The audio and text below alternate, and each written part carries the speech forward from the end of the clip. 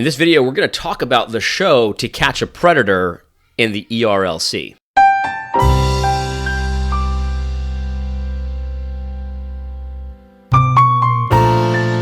If you watched my videos from last week about the ERLC, you may have noticed that I referenced a show called To Catch a Predator. This was a show that, I don't know, maybe 10, 15 years ago. It was on Dateline NBC. Chris Hansen was the person who did the show. And what they did was they would set up stings, right? So they would post profiles online of teenage boys or girls, sometimes as young as 12, 11 years old. And men would solicit sex with them, pedophiles. And they would solicit sex with them. And so they started doing sting operations where they'd come to the house to meet the kid so that they could have sex with the kid, and they would be confronted by a news reporter, Chris Hansen, and they'd do interviews. And it's amazing because you would think that if you were confronted by an adult when you were going to have sex with a child, that you'd just run. But most of the men don't do that. Most of the men stick around and have an interview. It's very interesting to watch these interviews.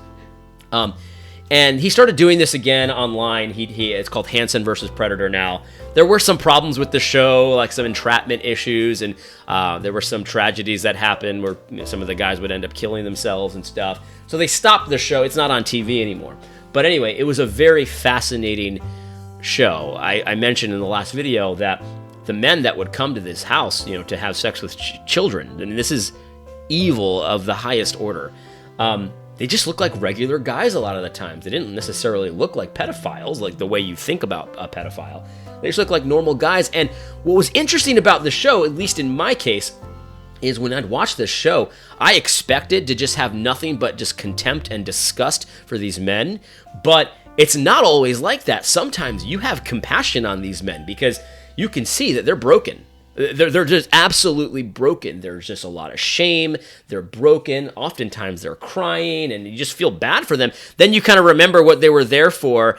And one of the creepiest things of this show was that oftentimes they would read the chat logs. So like the online messages that exchange between the guy and the child. And they were disgusting. I mean, they're super sexual and all of that kind of stuff. I want to mention two things about To Catch a Predator here. Because one of the things is it's a very interesting way to diagnose our culture today, and the other one has to do with the ERLC. First thing, I want to show you a clip from To Catch a Predator. This is actually Hansen versus Predator, and this is a guy. I think he's like low 20s, I think, and he comes to meet this girl. This is a decoy. She's not 12, but she online pretended to be 12. This is an adult actress that they hired to be the 12-year-old. So here, listen. I want you to watch this. This is extremely interesting. You found the house okay? You're Jenna? Yeah. You look different than the pictures. People always say that. I don't know why. Do you want a cupcake? I like your hat. Thank you. I'm sorry. No, all right, sorry. We have all day. Sorry, I'm really nervous. How you doing? I'm okay. So you see they hire a young-looking actress, and there's some weird interaction here. Anyway, so eventually Chris Hansen comes out. All right? I want you to watch this confrontation. So he comes out. The guy is obviously shocked. He was expecting her to be home alone and they could do their dirty deeds. You knew what was going to happen. Somebody was going to show up here. Somebody was going to show up here. It's all right. You know what? I have nothing to live for anyway. Well, what do you mean you? Life's a mess. Why is it a mess? I failed high school. I have no motivation to finish it. None of the pills about work. He's kind of mumbling, but what he said is that he has nothing to live for. And Chris Hansen, this guy is really, I like this guy a lot. He is a very direct interviewer, but at the same time, you can see he has some compassion on this fella. And he says, my life's a mess. I failed out of high school. The pills aren't working. So obviously this guy got mental problems as well. And, all this kind of stuff. And, you watch this and you start to feel bad for this guy. I'm a fuck up. And so, the interview goes on for like 15 minutes and he talks about how he knew it was wrong. He knew he shouldn't do it. And yet here he is and all this stuff. And he's just crying and weeping about his life and all this stuff. And if you remember, the ERLC put out an article about abortive mothers that essentially made the same argument, that they're all kind of like this man, where they just are broken over their abortion or this decision. It's a very tough decision whether or not to kill their child, just like it was a very tough decision for this guy whether or not to attempt to rape a child.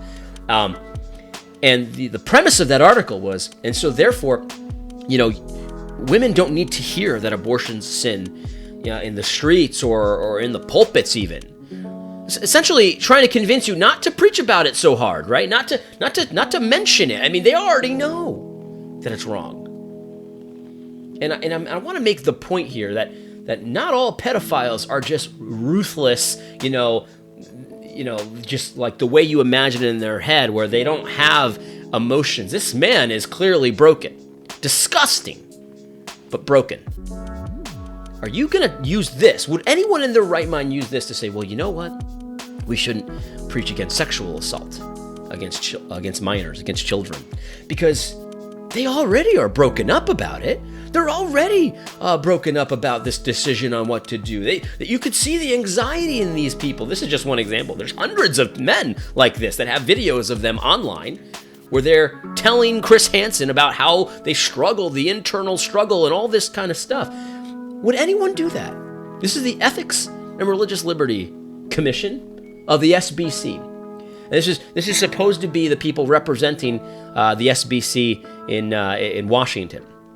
And they're telling pastors, you know what? Don't preach about abortion. Women already know. It makes me sick because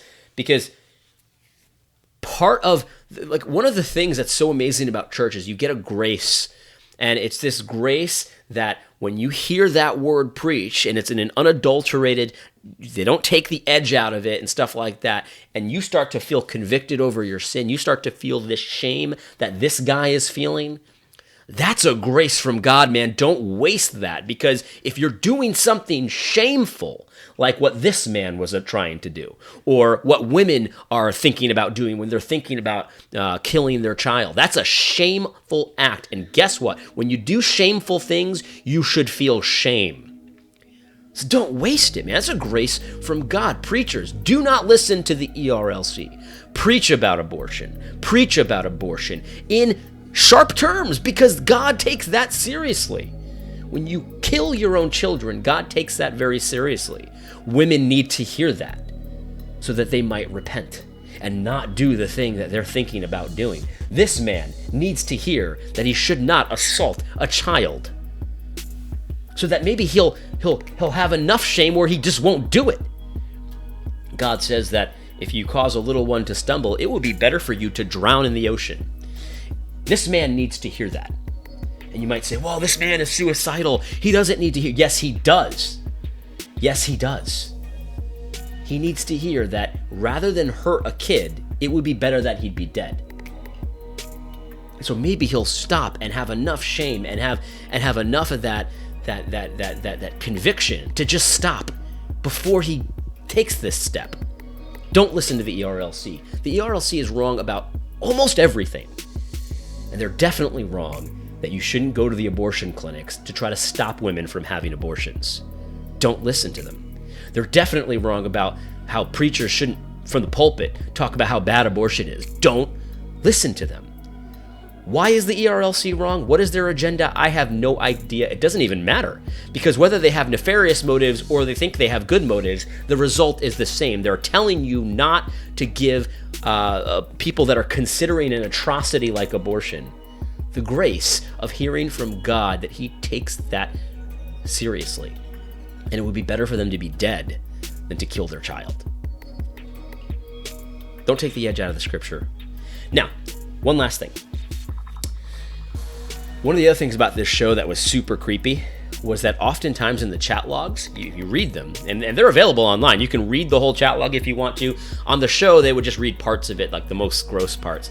But one of the things that was really gross about the chat log, this was like, again, 10, 15 years ago, is the men would often get pleasure out of teaching the 12-year-old, 13-year-old about sex. So different sexual positions, you know, doggy style, anal, all this stuff. And it was so gross. It was so gross. And the kid would be like, oh, and the adults would be like, oh, I just love teaching you. This is so great. And it was so gross, man. It was so gross. And they on Dateline, they posted those parts a lot of the chat logs because they knew it was just people would have they knew that it was so gross. They knew that it was shocking. So that's why they pulled that stuff out of the chat logs very often. And I got to thinking about that because that is gross, right? To have an adult that's not the kid's parent teaching them about the birds and the bees, right? Like that's kind of gross. If you have your kid in public school, Planned Parenthood and GLSEN and all these kinds of pagan, secular, progressive entities are doing this to your children. They're hired to go into public schools and teach them about anal sex and the glories of different sexual positions and different partners and group sex and all this kind of stuff. Well, as long as you wear a condom, though, you know, it's a good message. You wear a condom.